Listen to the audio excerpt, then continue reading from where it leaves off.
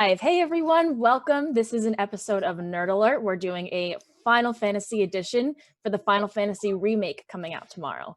I know it comes out tomorrow, but we wanted to do something today so we would actually get viewers because you're all going to be playing it.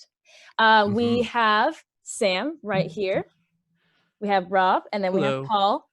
So some resident Final Fantasy nerds with us to geek out on. Before we get started, I wanted to let everyone know about a giveaway that we have going on. We are giving away the art, Final Fantasy art books, The Sky by Dark Comics, or Dark Horse Comics. Thank you. Am I even a real fan? I don't know. I think that Paul will be dropping that in the comments in just a moment. We're on YouTube. Yes, I will. We're on our Facebook group. We're live on Periscope right now. So you can find that link just about anywhere.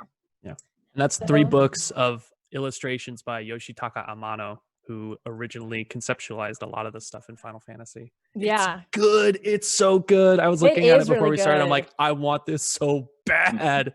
Yeah. You, the future winner, you're a lucky duck. Not going to lie. Yeah. I'm very jealous of you. Yeah, Sam knows a lot about Final Fantasy, its conception and everything. So does Rob too. He actually played the original game. Yeah, why don't we introduce ourselves in terms of how we got into it? Why don't you start us off, Sam?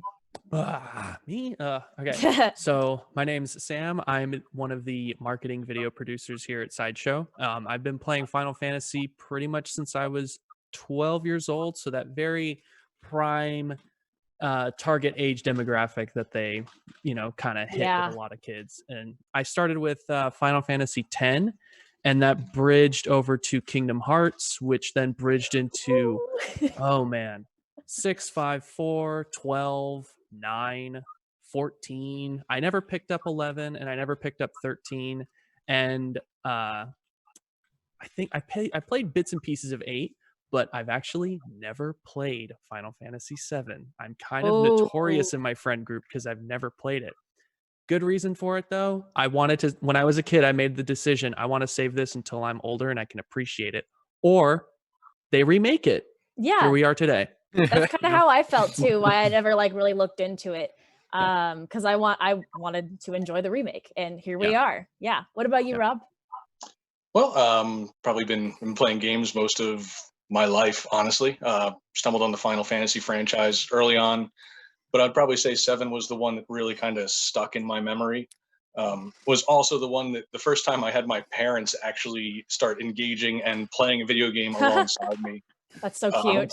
There was nightly arguments over who would get to use their save file for that particular session. So the save file. So I played that one, and obviously 10 is the other big one in my memory. Which we discussed a little bit. Those are the two ones that are really kind of solidified in my mind as the Final Fantasies to kind of play through. Yeah, yeah. I feel like 7 left the biggest pop culture imprint that we have, in terms of RPGs and everything. Yeah. I mean, it's the one that's gotten the most spin-off stuff for sure. It had Advent Children. It's had everybody, whenever they play a Kingdom Hearts game, everybody's like, all right, where's Sephiroth? Where's Sephiroth? He's a secret boss. Cloud? Where is he? Yeah, where's Cloud? Where is the secret boss? Yeah, that's my background with Final Fantasy. I've been a Kingdom Hearts fan pretty much all my life.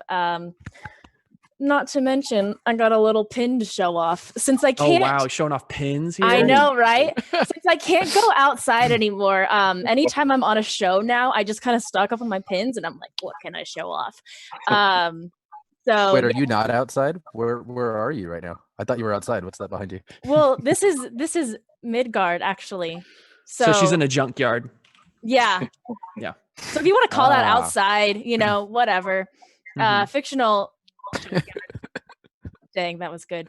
Yeah, but at any rate, so my thing was when I found out about the Final Fantasy thing when I was a kid, I was like, oh my god, I didn't know that Cloud from Kingdom Hearts had his own game.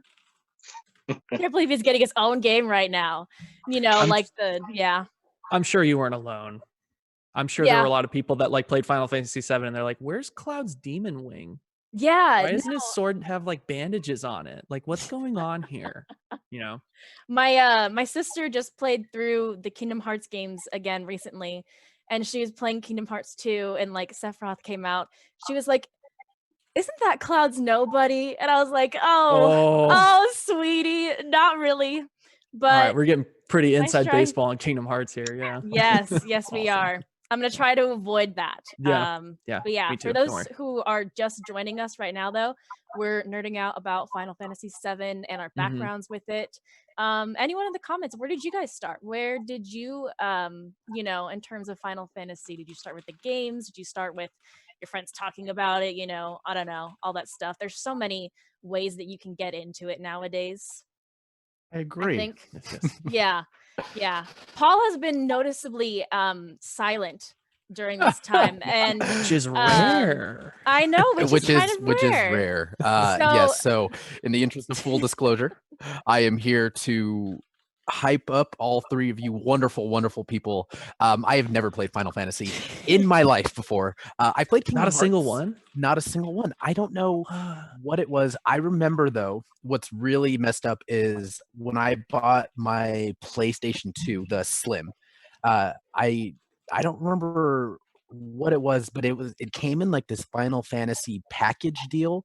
And I remember giving the game to my cousin, and he gave me Sly Cooper, as a perfect trade. And yeah, perfect. I don't know. I don't That know was what it was. It was never something that had appealed to me when I was younger. And now I think it's insane. I think it's mhm. beautiful.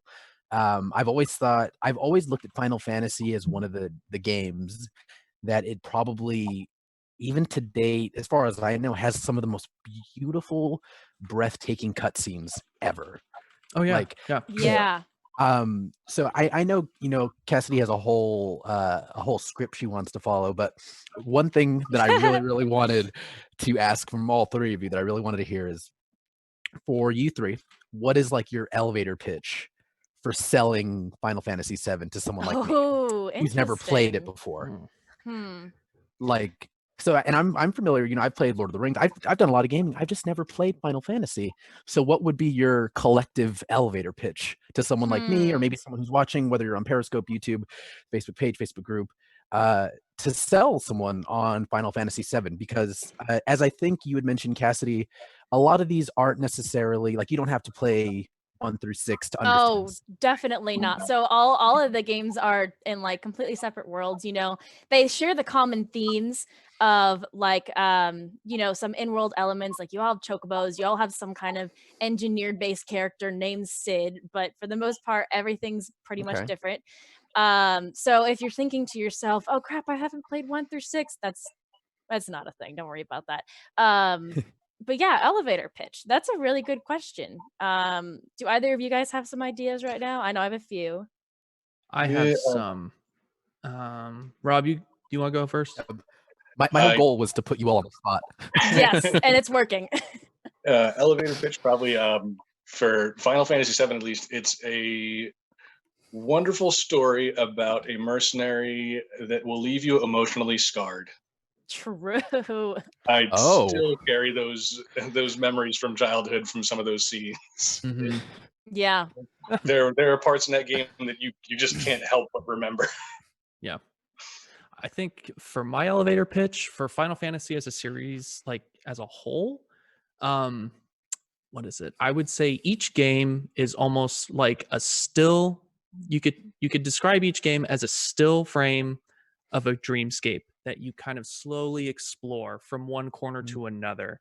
And then each game, like everything has its own unique look, everything is like its own unique color palette, their own unique feel to it. That's You true. have gritty games, Yeah. you have happy-go-lucky games, you have technical games, you have surreal games, and then buried within each one, each of them has an aspect or a technical aspect to it that allows you to kind of think about them in a more serious fashion, or you can also treat them as kind of like a game where you just kind of hack and slash and pay attention to the story and all that stuff. So it's everything is there for anybody that really wants to play a game in any way that they want to, if that makes Yeah. sense.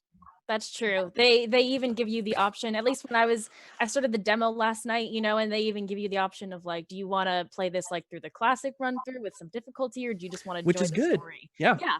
Yeah. Yeah. You know, they cater, I think, to the many things that video games you can make with it. You know, there's so many like art aspects in terms of like visual effects and music and story. You know, I think Square Enix games in general for myself were one of the first games that I played where I was like, oh my God, video games like can have really awesome stories. You know, like I read books when I was a kid, and then I was like, video games are just as Yeah. good, if not maybe a little better. You know, so I think Yeah. what were you saying? I was gonna say, I think too, because when I was a kid, this goes back to me like purposely skipping 7 until I could like appreciate it more. I was coming off of games like Crash Bandicoot, Spyro the Dragon, Croc, like Mm, platformer games that are very simplistic, straightforward. You know, you go out, you collect stuff, and that's pretty much the game. They have very simple stories. I run into a game like Final Fantasy VII, and I'm just like, yeah. this is so far out of my wheelhouse. Oh dang! Like Mhm. as like a 12-year-old, I'm like, this is a game a 17-year-old should be playing. So Yeah. you know, I kind of put that off to the side. But with them having like the easier options, like where it's like, oh, you can kind of follow through with it. It's a little simpler. You can pay attention to the story if you want. That's good because then that gives like the 12-year-olds of today, the people that are in my position, more of an opportunity to be like, okay, I just want to like progress through this at my own pace, or even just That's people so that don't play true. games in general. Yeah. Mhm. Mm. Yeah, yeah. And that I, is one of the nice things about the Final Fantasy franchise is that it's very accessible too. Mm-hmm. so Yeah, I'd it actually is. asked, I went ahead and asked everyone while you guys were all elevator pitching, asked everyone in these different platforms, how did you get into Final Fantasy? Not, not games in general, but specifically Final Fantasy. And we got some answers back, and we Yeah. got Brett Chamberlain here, also part of Fossil924 on YouTube says, I don't remember, but I bought it for my Xbox, only played it for a few hours. I used to like the primal fights. Nice. What he had said. And he's also going to buy it at midnight. He or she will buy it at midnight if they can. So the question Yeah. extends to you three is whoever wants to start, what's your earliest Final Fantasy memory? Like, where did that love start for it? Because clearly if you're here on this panel now, you love it. Yeah, you have to. Yeah. So whoever Um, wants to take the reins there. yeah. What about you, Rob? I feel like you had an Yeah. interesting background with it. Well, I mean, I've played some of the earlier Final Fantasies for, SNES. Didn't really, I mean, Oof. I was always a fan of RPGs, um, especially JRPGs have always kind of scratched a particular itch for me, but it was Final Fantasy VII was the one that had those memories attached to it and really pulled me into seeking out the next Final Fantasy and looking for that brand in particular, because at the time the cutscenes were incredible. Yeah. That was things that we hadn't seen kind of before, and like you mentioned, the storytelling was just something that I Mhm. wasn't familiar with or used to in video gaming. So it just really set its hooks in then. And I even remember I got Final Fantasy Online for the PlayStation 2, I believe it was, because Oh, it was, PS2. yeah, Was it that came with 11? I want to say yes, because it came with a hard drive. It was the only way to get the PlayStation hard drive, and I'd wanted that for SOCOM 2 maps, but it was just a bonus that I also got to play the new Final Fantasy Online. Yeah. And I've kind of continued the series since then. But Mhm. yeah, 7 was when it really kind of set its hooks in me. Mhm. Yeah, yeah. And I think too, like if I could include this in my elevator pitch, like that's one of the things I would say the entire franchise itself, like its legacy has been like kind of like they've been an innovator in RPGs in general. They've been ahead of the game when it comes to things like the little things like facial expressions to the really big things like having this crazy expansive story, with tons amount of lore and a really in-depth universe and all that stuff. I think too, So, it's also yeah. like graphically how like Mhm. Final Fantasy like became like the household name just because it like pushed graphic limitations of the consoles Yeah. that it was on at whatever point. Like you'd have your parents even asking you, it's like, why am I seeing this video of this video game? Like this doesn't even look like a video game. It looks like a movie. And Yeah. it's like you have to explain to them, it's like, okay, it's Final Fantasy and it's really cool, and that's just what they do. Like they Mhm. just go all out on their cinematics and cutscenes. Like, Yeah. Right. And too, like you can do that with video games, like it's Mhm. not exclusive to like, just go out into the world and get your materials and whatever. Like there can be a lot more to it. That's Mhm. what I love about it personally. Yeah. Yeah. Right.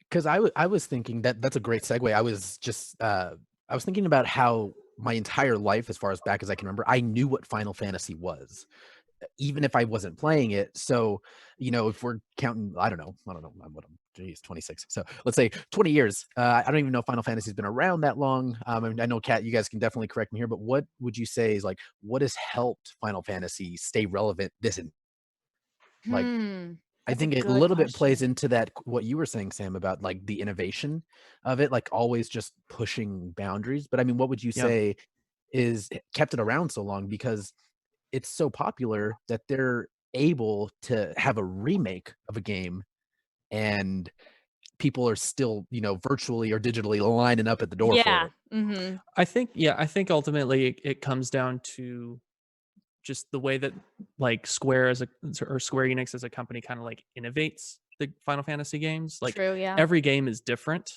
Yet despite the fact that every game is different, you remember characters, and like you remember characters because they're so charismatic. They're so different from ones that came previously, and everybody has a favorite. There's at this point there's like 15 different games with Yeah. how many different spin-offs. Like somebody Mm-hmm. has a favorite from that catalog, and whether it's sequels or something like that, like people always want to see what comes next because they're always expecting the envelope to be pushed, and they want to see like, okay, how in the world are they going to top themselves this time? Like they've gone so far above and beyond what's out now. It's like it's every Final Fantasy release is like, okay, how are they going to push the limit? Let's see how it goes. That's so Like that. true. Yeah. And I feel like once they secured their reputation as, that kind of gaming company, in all gaming culture and just in pop culture too, they always like retain that expectation, and so long as they keep producing, that also helps keep it going. Yeah, you're getting a quality game when you have Square Enix or even Final Fantasy in particular. It's you're going to have a good game playing experience. The cinematics are going to be there. The story's going to be there. You're going to have good gameplay. You're going to have side quests that you can get lost on forever. And again, I'm referring to 7. I don't know who actually took the time to get Knights of the Round. Good God, you have to I remember a lot of people chocobos. talking about how difficult that was. Yeah, race chocobos, breed chocobos, and get a specific Yeah. chocobo to go to a mountainous island off of a coast to get this summon. Yeah. And you can play the game that way, or you can just go through the standard story. It's how much you want to invest in those games. I want to give a quick shout out to Final Fantasy 14 because they have a boss fight in that game that is all 13 of the Knights of the Round. It's called Thoradin, but that is absolutely one of the best like MMORPG fights I've ever done. It is so fun. It's so fun. Oh my gosh. I had no idea about that. That's awesome. I didn't know about that either. Yeah, look it up online. It's Thoradin, I think EX, like just gameplay. It's you'll be trying to follow it, and it's like, how in the world are these people doing this? This is insane. Yeah, there are some of those games that especially Square Enix puts out that like, at least again, like I said, I'm a big Kingdom Hearts fan, and you watch all these level 1 playthroughs, critical mode, and you're like, what the crap, dude? I know. And like that's just the way the games go. And like you can be any kind of gamer, you can be any kind of, player fan for this. And if you're the extreme one, then you have something to do. Yeah. Yeah, I had asked people a little bit earlier. I said, just a general question. What's the best? What's the best Final Fantasy game out there? So I'm gonna read you some answers, and I'm sure this is gonna be a highly, debated topic here, but almost overwhelmingly, people said 7. But then we got 7 and 6, 7 and 8, maybe, and then someone just said 7 changed everything. That's over on YouTube. And we have quite a bit. Shavdar Agyan on the Facebook page says Final Fantasy VII was revolutionary. It was so ahead of its time, not just technically, but also with the narrative structure. So true. And I think that plays into what you guys were talking about, is one of the main things that I've never understood about Final Fantasy, and that's probably where this question is going, is the world of Final Fantasy itself. If you could maybe kind of get into it a little bit as to like, because you had said, Cassidy, that it's a bit of an anthology. You don't necessarily need to play different games. So where does everything, let's start with 7, fall into the world of Final Fantasy? Do you mean like Interesting question, especially because like Sam, I have held off on playing a lot of it because I want to enjoy it. But a lot of the world building that goes on, I think some of it, a lot of it can be credited to whoever the base story goes to. So in this case, it's Tetsuya Nomura. Mhm. But then also too, it gets its themes and elements from the traditional world itself, and always the Japanese style storytelling. I know Sam, you know a lot about the background of the games too and the franchise. Yeah. I mean, yeah. I mean, okay, so Final Fantasy as a series is an anthology. Like each world is kind of its own unique thing. They don't take place in the same universe or anything like that. They do have games where like each universe crosses over, but those are non-canon, like off on the wayside kind of thing. Like each game, you're kind of like slowly rediscovering these worlds as you progress. So you're starting fresh in each one. The only things that really carry over from game to game are tropes, I would say, like ability names or summons or different types of leveling skill sets and all that, or even just like class types. Those are what cross over between each game.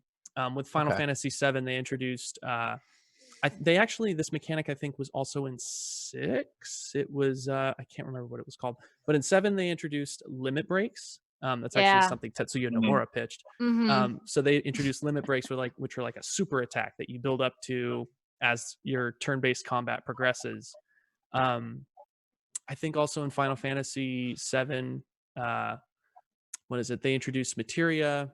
They introduced like a lot of things that kind of hold over even still to this day. Yeah. Were introduced in 7, or if not introduced in 7, were heavily built on and either explained more or just like changed so much that they became their own thing, and they still hold to that to this day, Mm-hmm. if that Yeah. makes sense. So I would say that's like the best explanation of like the overarching world of Final Fantasy, because there isn't really one. Each one is its own unique thing. Yeah, but then even to like the fictional worlds, like they hold a lot of similarities to our worlds, like in any fantasy, story or like sci-fi that you have. Like the one of the central conflicts in Final Fantasy VII is the environment and the like energy source Mako, and you kind of start out. I played the demo last night, and you start out hired by this group of, I don't want to call them eco terrorists because that's not the Eco-terrorists? yeah, like Kind of eco-terrorists. yeah, you can call them that, and they're trying to break down this big large corporation that's more or less, it kind of resembles our world a little bit, where they're kind of ruining the planet. So you have a lot of those similarities, and Interesting. yeah, which I have some notes on the demo. Paul, say what you're gonna say, but I have some notes on the demo. No, I was gonna say But we from some different platforms here, we've got some questions for you guys. yeah, I'll bounce over to the Facebook group first. Where did it? Oh, there we go. Jenna Trimbisky in the Let Your Geek Side Show Facebook group wants to know what visual interactions within the game, I assume maybe any Final Fantasy game, what visual interactions within the game stuck out to you guys the most, and why? Visual interactions, like cutscenes? I would assume maybe cutscenes, or maybe just in-game moments that were, I'm assuming, just visually striking. Right. There's one in 7 that I won't bring up because it's a major spoiler. Yeah, that's probably the one I was going to talk about. Yeah. I actually do have, so in the FF series as a whole, probably the entire fight. What is it? Oh, where's it at? Oh, I have it right here.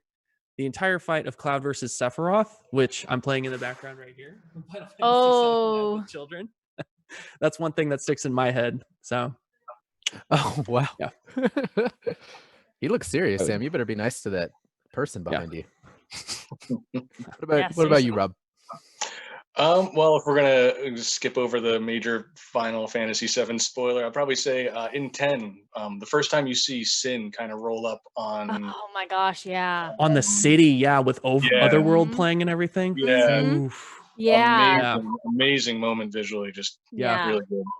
That and mine's also in 10 when kind of mid game you have Titus and Yuna have their moment, and it's like kind of like in the lake scene or whatever. There's like all With the trees with the and trees and like all the lights and everything, and like it's just visually like so fantastic. I can't exactly remember what's going on, but it's somewhere like in the middle of the game. But it's one of the most like visually striking like scenes in any video game that I've ever seen. yeah. Right. All right, Okay, so I want to add something yes, please. to that question too, because I just remembered as we were talking about it. I'm like, oh yeah, there's all of these are Final Fantasy 14. The fight with Thornton, the fight with Alexander, the fight with Shiva, the fight with all Yeah. Ifrit, Titan. Oh my gosh, there's one more and it's on the tip of my tongue and I can't think of it. Anyway, they actually so there is a raid in that game where they have you fight these like digital representations of past Final Fantasy bosses. There's one with Kefka. His whole introduction is insane. It's so good. Then there's one with Xdeath. It's also really, really freaking good. I can't like recommend Final Fantasy 14 enough to people. Go freaking play that game or look at it. It's so good. That is one of the ones that was totally off my radar, because I have my like internal list in my head and I have like, okay, 7, I have 13, I have 10, I have 15, but like 14 was never really on my radar. Maybe I should check that out. Yeah. So good. Is that Anyway, the sorry, Paul. Yeah. Oh, you're fine. Hey, I'm just here to facilitate. So over in the Facebook group, Joshua McLaughlin, this is going to be a bit of a two-part. He did seem to answer what his most memorable part of the Final Fantasy series was. And he says, the most memorable part of one game for me was the Black Mage fight on the airship with Zidane, Steiner, and Vivi. I don't know if I murdered those names. Is it Vivi? It's Vivi, Vivi.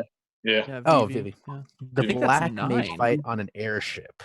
Yeah. 9. If you are listening, Joshua McLaughlin, if you can maybe like narrow it down, because I'm sure they've played most of them, but what Final Fantasy game is that from? I have not played most of them, but I think but he 9. did also Joshua McLaughlin in the Facebook group did also follow that up. What he wants to know from all of you, what is your favorite Final Fantasy summon?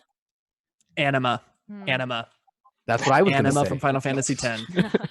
Oh Anima, man, Anima is really good. Oh my gosh, yeah. His ultimate, he like brings you Okay, down, and then his second half gets like unchained and just beats the. Yes, so that good. is such a good one. How about before I let you guys completely geek out, explain to not me. I mean, I obviously know what it is, but to everyone else, what is a summon in Final Fantasy? Like, how would you? I'm gonna let one of you other guys explain this because I feel like I've been talking a lot. It's if you want to, it's basically a very powerful spell in which you call upon another a higher being to come on and deal just a boatload of damage. Yeah. Okay. And it's like there's a lot like building up to it in a fight too. There's a lot like a lot of like, I don't want to say grinding in a fight, but a little bit of that term, so it's a very satisfying feeling when you get to filling some sort of meter of yes, yeah. And that's another thing that Square Enix is really good at, just the building up to those things. Yeah, like some like a meter system. Yeah. Okay. Some of them too are like they're like I win buttons. It's like you summon them and it's like, all right, the fight's over. Like if it's a non-boss fight, the fight's over. There's also one too in Final Fantasy X named Yojimbo. He does the amount of damage he does is based on the amount of money that you actually pay him when you summon him. Oh, so really? For him to attack, you have to pay him money, and I always thought that was a cool gimmick. That is cute. Yeah. So, what is everyone else's favorite summon in the game? Can I say why do I always want to pronounce his name wrong? Bahamut? Can I say him? Yeah. Am I allowed to? He's like the most powerful one. But if you can work towards getting him on your team, then like you're good. You're winning. Yeah. Leviathan's also kind of fun too. That's a good one. Okay. All right. Well, thank you, Joshua. Joshua McLaughlin also did say, I think he said that was 11. Rob, what was your favorite summon? Oh, I would have to go back to Knights of the Round. I mean, that broke the game essentially. It took so much work, and that was a boss killer. Once you got that, the game was over. Did you ever get the Bug Sisters in 10? No. No, because getting them was as big of a pain in the butt as getting Knights of the Round, I think. Yeah, it was very rewarding, and that, I mean, once you summoned the Knights of the Round summon, it was, you sat back and just watched for like a good 3 or 4 minutes while they just beat on everyone that was there. The visuals are really interesting in that one too. They're super cool. Yeah. So, also, sorry guys, you guys are kind of getting a lot of questions here across. No, you're good. So over on the Facebook page, we got a question from Lou Landaverde. He says, wants to know, what is your favorite mini game in Final Fantasy VII or any of the most recent Final Fantasy games? In Final Fantasy VII, like I said, I haven't played that one yet, so I'll have to get back to you on that one. But I guess it could be from any of the in the question they did also state in any of the recent Final Fantasy games. So like, what's your favorite mini game? Triple Triad, I would say. I think that was originally from 7. I say Triple Triad because it's also in 14, and they expand on that game a lot in 14. Like there's like hundreds of different cards you can get. It's like a card game that you flip cards, and based on whichever one you flip, that's as much, like, you know, that tells you if you beat the cards next to you or diagonally or whatnot. There's a lot of different rules for it. It can be played a lot of different ways. It's actually a legitimate board game. Like if you were to go out and put it together, you could actually play it yourself, and that's the coolest part. Interesting. Yeah, I'd probably go with Blitzball from 10. That's exactly what I was going to say too. Yeah. I want to go with Blitzball, but I never won that freaking thing where they're like having you play it against. The mechanics are really frustrating at first, but then eventually I don't really think I won many games too, and I got really frustrated with it. It's definitely the one that I remember the most, and that eventually I did catch on to, and I was like, okay, like you can move this way, and you actually can go up and down and everything. But yeah, I'm gonna say that one too. We've got some comments over in the group. Someone, Kendall Smith, she says her one of her favorite things about Final Fantasy VII is the chocobo racing. Oh yeah, that's your favorite thing? That's what she said. That's shocking. Wait, why is that shocking? Is that like I remember I wanted to be done with it as soon as possible. I'm really curious about how that is gonna go in the remake. I'm really curious if it's gonna be more fun, and just the mini games in general. I don't know if anyone's gotten an exclusive chance to play more of Final Fantasy VII than what we have available to us, but if you have, you should let us know how those mini games do go. So I'm curious. So I think we're kind of back here to the on the Facebook page. JJ Joe over on the Facebook page wants to know, if you had to suggest to a noob like myself, like the first Final Fantasy game to dig into, what game would you suggest? Probably 7. Yeah, I mean, now that the remake's out, definitely 7. You know, I would think I think too, it's also, you could choose either to go with 7, or you can just kind of look at like the different artworks from the different games and pick whichever game you like the artwork the most. Because I feel that's kind of what I did when I was a kid. When I first picked up Chrono Cross, was like, I just like the artwork on the cover. I picked that up, and it's absolutely one of my favorite games of all time. So I feel like the artwork is another good measure of what game to pick up, because they're all very, you know, straightforward to understand and play. So yeah, that'd be my recommendation.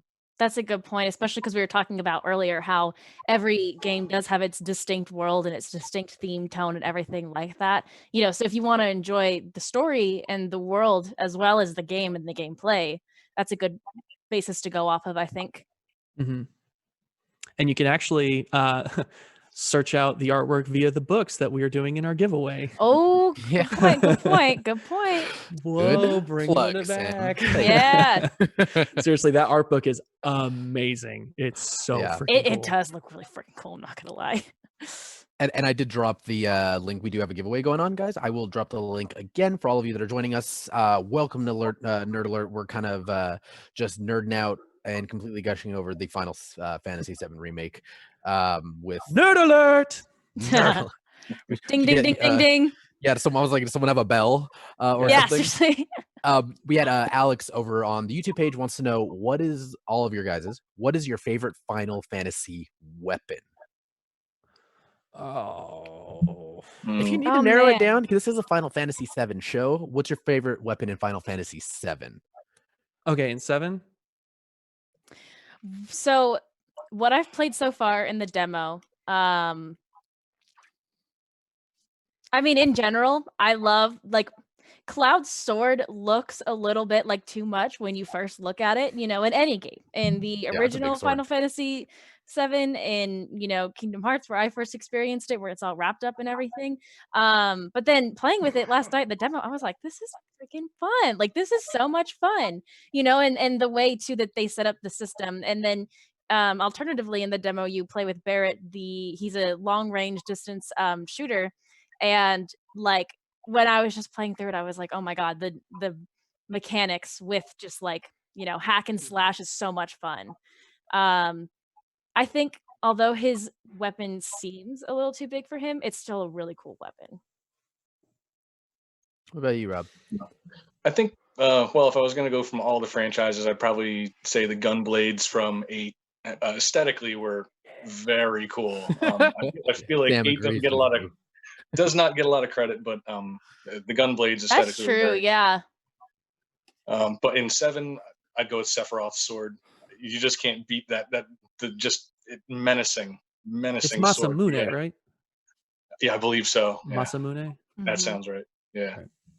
Yeah, because that'd be my pick too.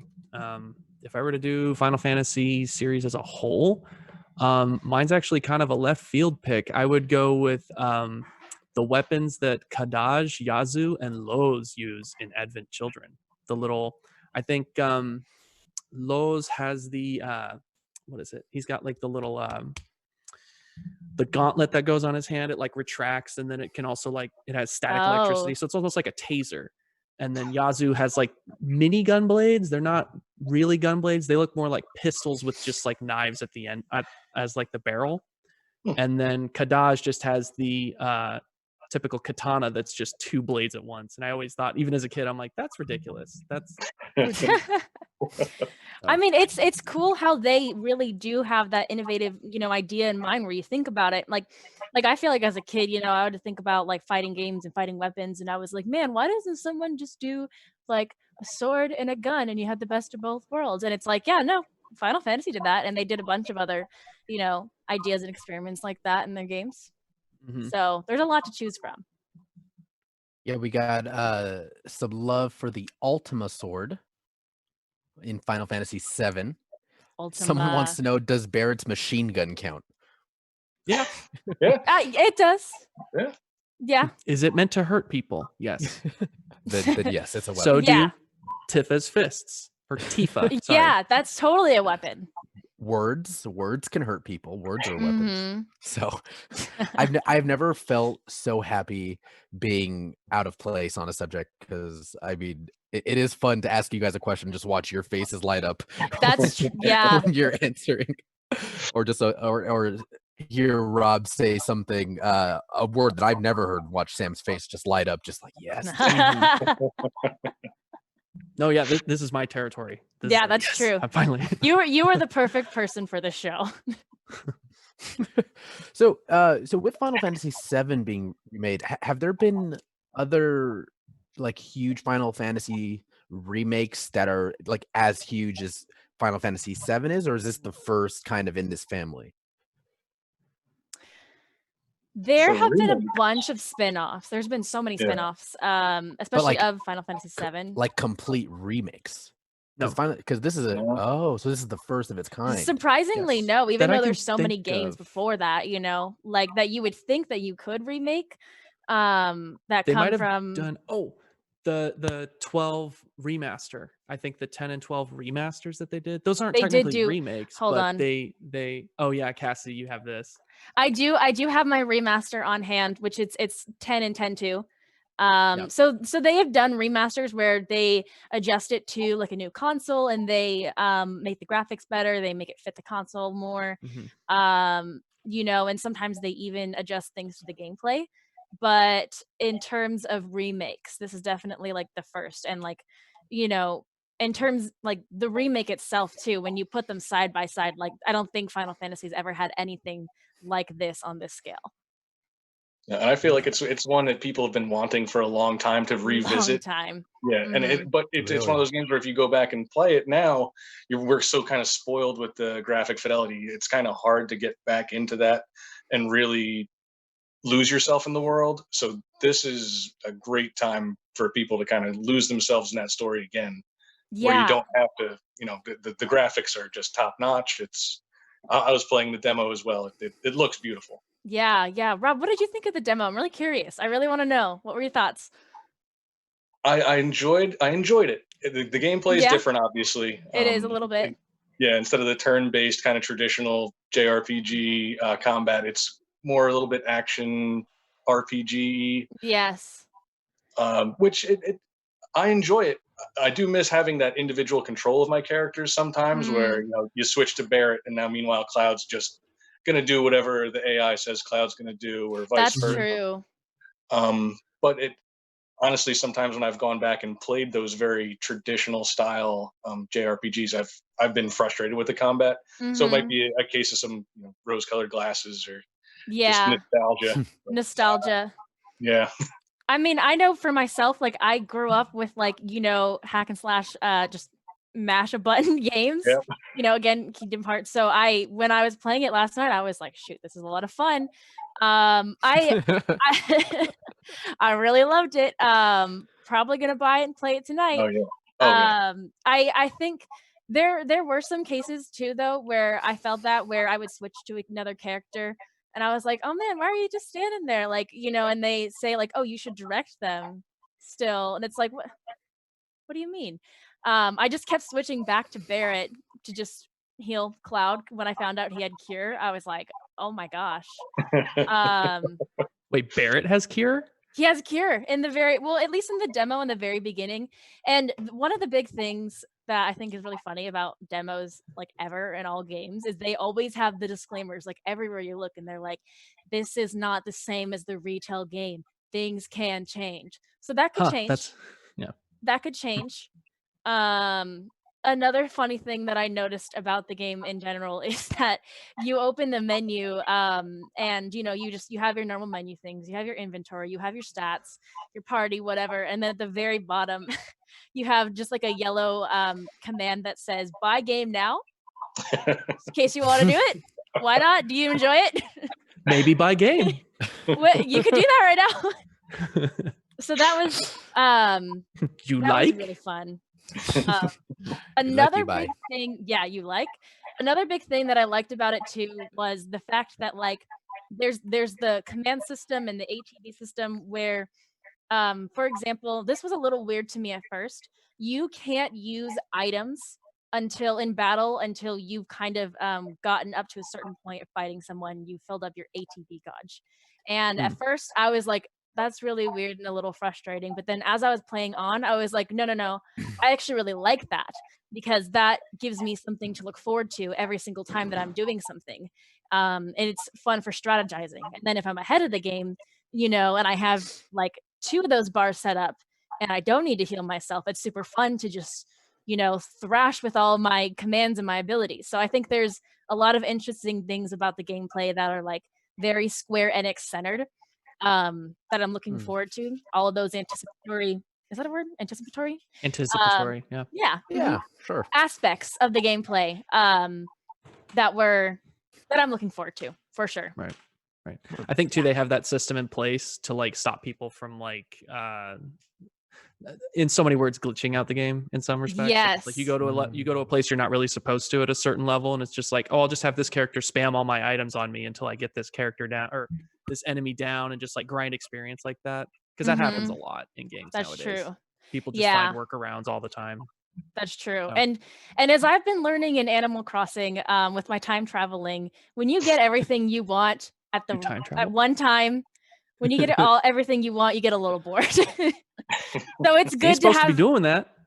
You ain't supposed to be time traveling. As I've learned. Animal Crossing police. Yeah. Tom Nook, we have a situation over on that island. So yeah, I Oh, think it's it's- cool that they what? Huh. Oh, this is No, not about I- Animal Crossing, but we could talk about that all day if we wanted to. That's the that's the 2:30 show. Oh jeez. My I don't know why, but for the life of me, I always thought it was Nuke, and my girlfriend keeps me. But I thought his last name was Tom. I thought it was Tom Nuke. It was Which- Tom Nook. Tom it's way Nook? more. It's That way sounds like more a character metal, from and it's Fallout. Yeah. Fallout Animal Crossing yeah, it crossover. sure does. Oh, awesome. Nice.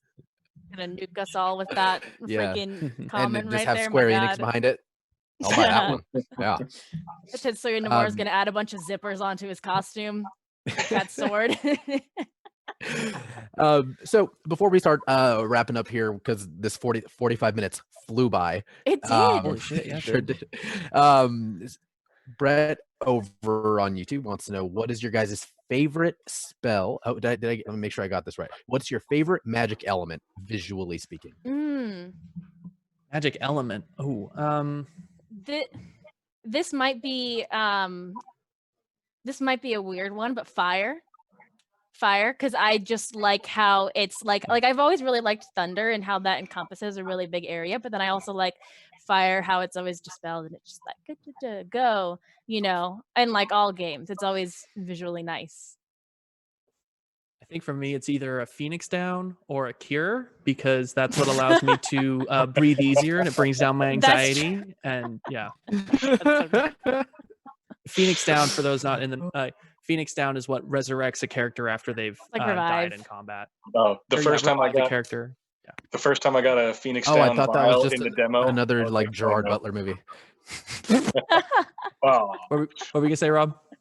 I was gonna say the first time in that Final Fantasy remake where I cracked a box open and it's like, you've collected a Phoenix Down. I was like, oh, it's back. Yes, Yep. yeah. Breathe again. Yeah, no, both the stress and the relief that comes from it. That's a Thanks, good Final point. I should Fantasy. change my Yeah. answer. I'm not going to steal yours, but that's a really good point. Nope, your answer's locked in, Cassie. It's locked in. Can't heal myself anymore. So a question that I'd been kind of saving for the end here, that everyone had kind of asked a little bit earlier, is they wanted to know, what after 7, what game do you all individually hope gets remade next? 6.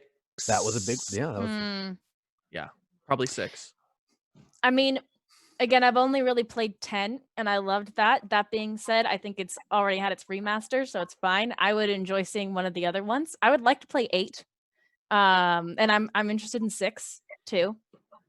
So I'm good to piggyback on that answer. Yeah, I'd probably go with 8 as well. I think it has a really nice aesthetic. There's a lot of airships and the gun blades. I think that being remade in the same way that they're kind of treating 7 could be a really good time. That could be a big one. Yeah, that could be fun. I feel like like any of the earlier games would be perfect, but I feel like that point of like 6, 7, and 8 are great, because 5 is when what is it? Sakaguchi stopped directing the games. So from 6 onward, it's kind of like, there were different directors and stuff like that, and the games looked very visually different and they did things a lot differently. And I think 6 kind of fell into that point where it wasn't as popular as 7, it wasn't as like prolific as 5. And 8 also kind of falls into that point of like, oh man, it's coming after 7. It's like, how in the world is it going to compete with that? And so I feel like those two games would be, you pick either one of those, you're going to get a winner out of them. Mm-hmm. Wow. Also, It's like a sweet spot, huh? And like the Final Fantasy franchise, it's a little bit of like a renaissance, wouldn't you say? Yeah. 6 was their attempt. It's like, okay, how do we do this without Sakaguchi directing? 7 was like, okay, we figured it out with 6. Let's put it to the punch. 8 was, oh my God, we did such a good job. What do we do now? Yeah. What's next? Yeah, a lot of love for 8 and 6. And someone also said tactics, which I don't know what that means. Oh, Final Fantasy Tactics. That's the hidden gem of the Final Fantasy series. Oh. It's I want to say it's a real-time strategy ish.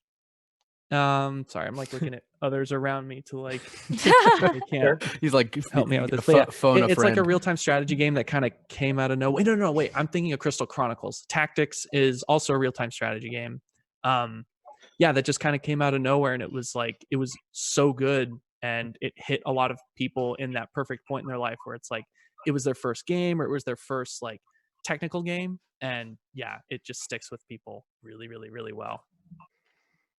Nice. Yeah. Okay. Yeah. So before we wrap up, I want to know, and I think everyone wants to know, and everyone out there, whether you're watching again on Periscope, YouTube, Facebook, or the Facebook page, Facebook group, what's the first thing you're gonna do when you start playing Final Fantasy VII, the remake?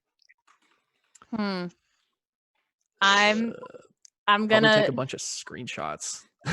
yeah, screenshots. Yeah, I'm gonna post it on my Instagram story and be like, "Oh yeah, here we are." I'm gonna learn from the mistakes that I made in the demo, and I'm gonna come back stronger and better this time. Mhm. What about you, Rob?